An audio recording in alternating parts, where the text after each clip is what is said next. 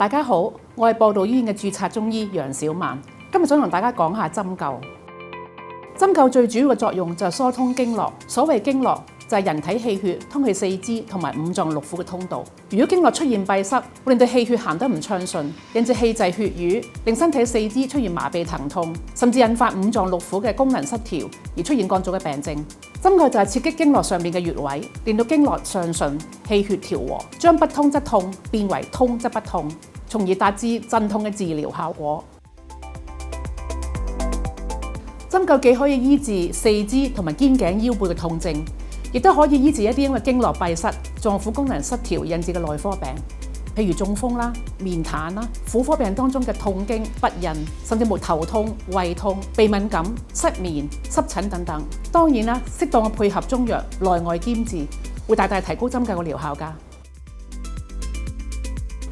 由於針灸係有輕度嘅入侵性，建議大家喺針灸之前1個鐘頭食少少嘢，因為空肚令到我哋忍痛能力下降，係比較容易暈針㗎。得嘅話，早10分鐘到診所，安定一下情緒先做針灸。咁樣來可以幫助我哋放鬆肌肉，亦都可以令我哋更加好咁去感受針灸帶嚟嘅酸麻脹痹嘅得氣感覺。而得氣係表示針灸有效其中一個指標。如果大家想用針灸嚟解決你哋嘅病症問題，歡迎向你哋嘅中醫師查詢啦。